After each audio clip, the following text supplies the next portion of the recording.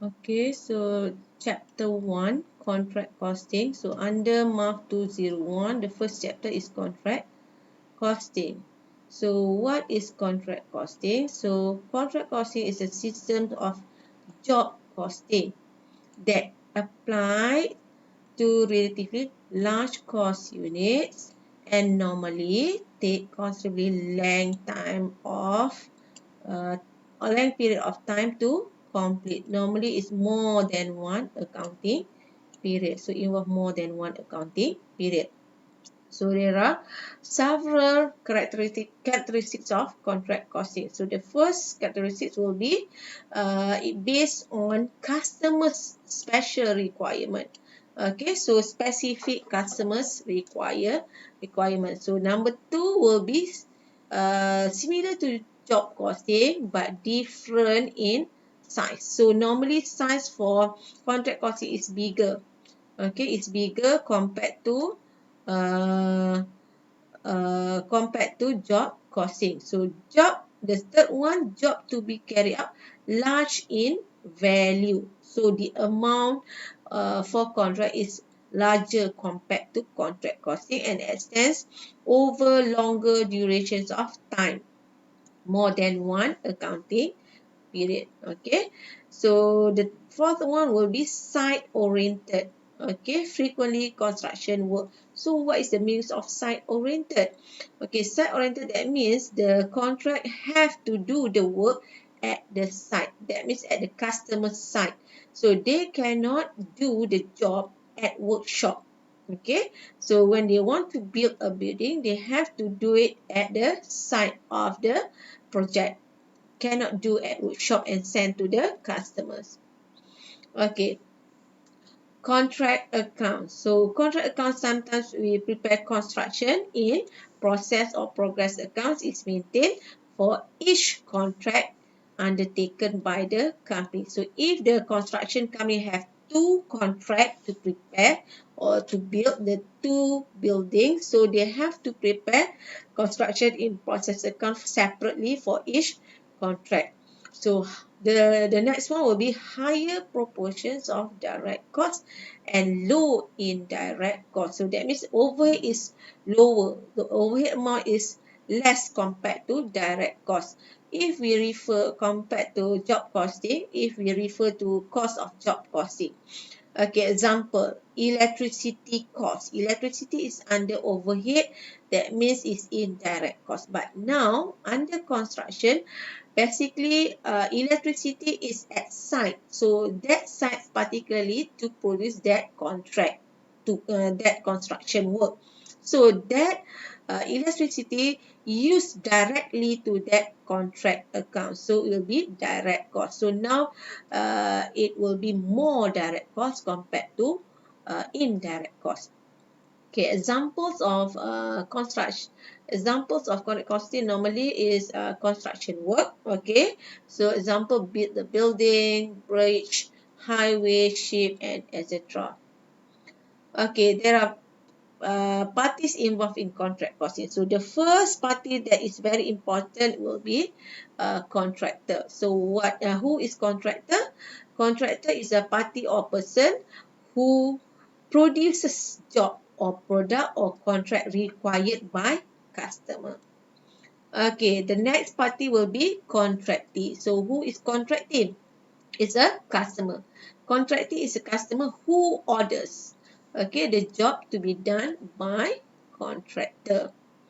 Okay, then subcontractor. Who is subcontractor? Subcontractor do the work for the for the contractor for the supporting job. So this subcon appointed by contractor do the supporting jobs. Okay, the next one will be architect or surveyor, professional surveyor. So architect or professional surveyor, the party that certified and valued work done by contractor and issue the valuations of contract progress at the required date. Okay, now we refer to flow of work. So the first step will be agreement. Okay, that means the contractor and contractee should bind a contract. Okay, they should bind a contract, specify all the things in the agreements. Okay, including the price of the contract.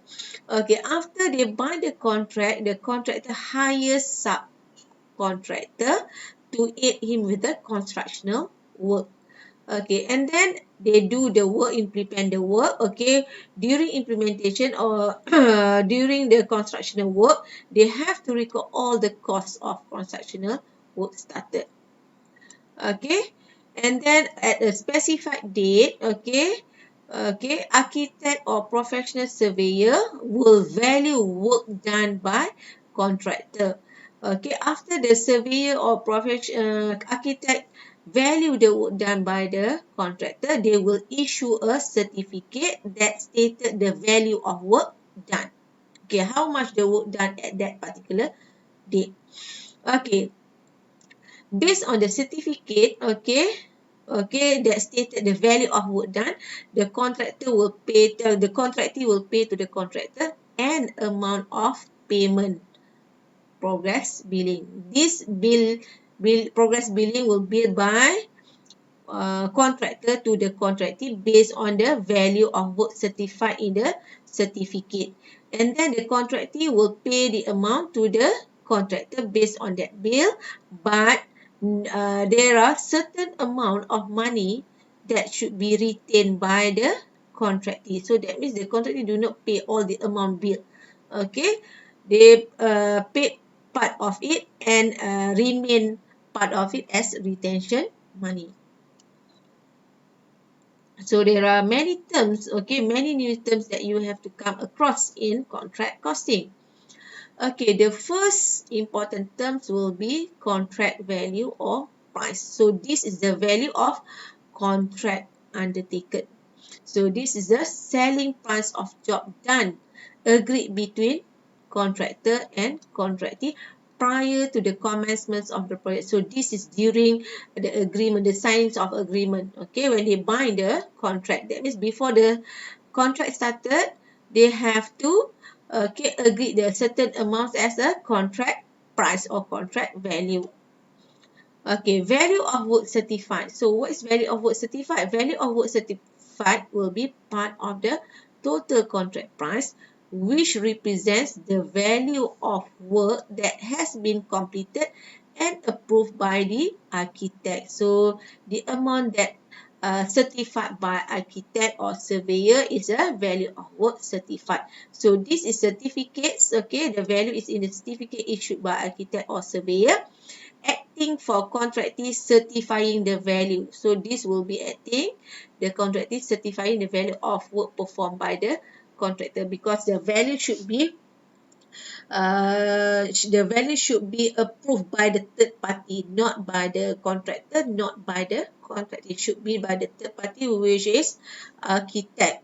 Okay, this amount will be used by the contractor as a basis for requesting progress payment. So the contractor will receive the certificate stated the value, so they will use that amount as a basis to request progress payment. That means they will bill the amount to the contractee.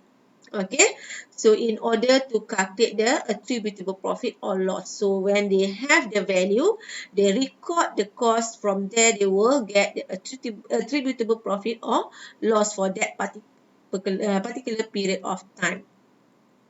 Okay, the next one, contract revenue. So the turnover. So the contract revenue will be the turnover or sales value of the contract determined by the company. So this is not determined by the architect. Architect will certify and determine value of work certified, but company or the contractor will calculate the contract revenue. Okay, so this amount not necessarily same. Okay, how to calculate the contract revenue? There are two methods. So we will discuss into detail, okay, in the next video. Okay, cost of work done to date. So what is the cost of work done to date? Is the cost incurred by a certain stage of work at a certain period of time. So when you close your account, so how much the cost that you have spent for that particular work. Okay, so what is estimated future cost? Okay, estimated future cost is the cost that needs to be incurred in completing the contract in the future.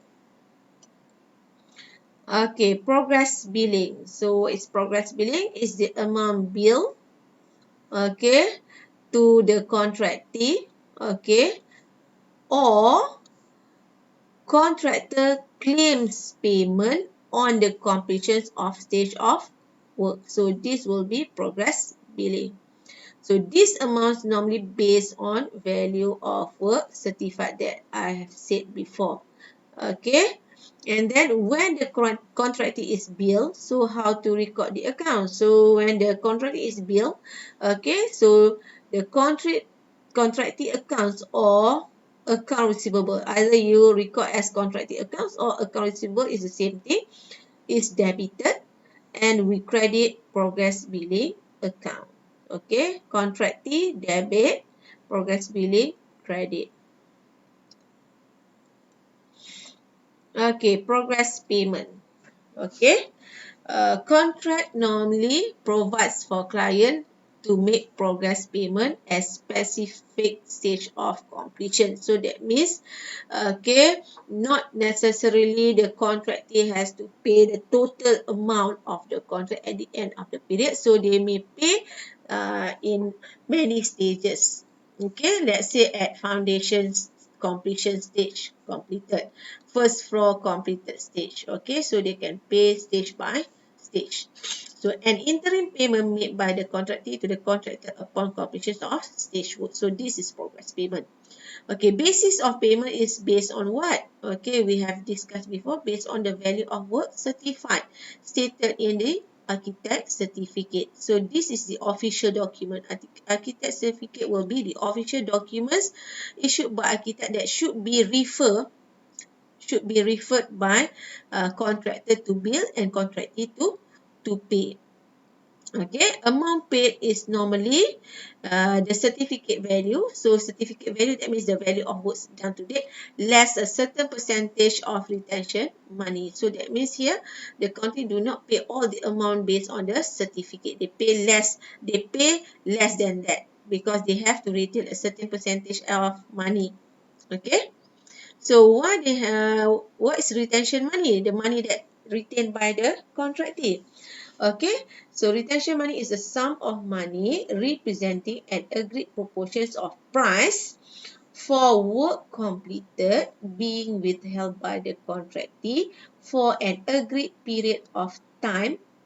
Okay, so that means the contractee will retain the money, okay, based for agreed period of time. Okay, because of what? As a security against failure by contractor to fulfill his obligation under the terms of the contract. So this is the purpose why there is retention money. There is money that retained by the contractee. Okay, at a certain percentage of amount. So another purpose is as a safeguard against the risk of loss or faulty workmanship by the contractor. Okay, and then this retention money will be paid on final completions of the contract and acceptance by client. So after the contract is completed and then both parties are satisfied, so then the contractor will pay that retention money to the contractor. Okay, subcontractors charges. So these charges need to be paid by whom? By contractor to subcon on the work done, supporting work done by the subcontractor. Okay. So because the subcontractor is appointed by the contractor, so subcontractor will be paid by contractor, not by the contractee. Okay, architect's professional survey certificate is a document that issued by issued by architect or professional surveyor, stated value of work done, confirming the quality meets its requirement.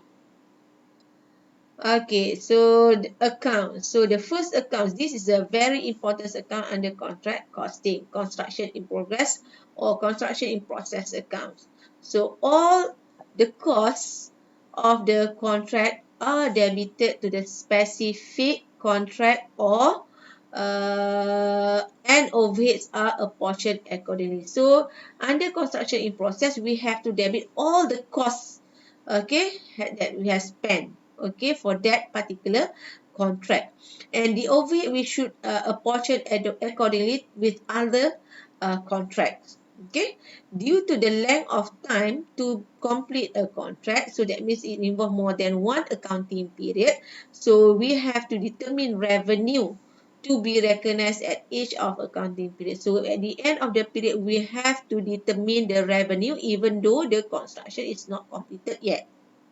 Okay, so the contract revenue, okay, how to determine the contract revenue will be discussed later. Okay, this contract revenue is credited to the construction in process account. So from there we compare the revenue in the credit side, the cost in the debit side, so we'll get profit or loss for that particular period. Okay, so as documentation, we refer to the first one is the most important things accounts that we have discussed before is construction in progress account. We refer to reference 1. Contracting accounts or account receivable is the same thing, reference 2. Progress billing, reference 3. Determinations of contract asset or liability, reference 4. And then the comprehensive example for the contract account under reference 5. So these are to be discussed in the next video. Thank you.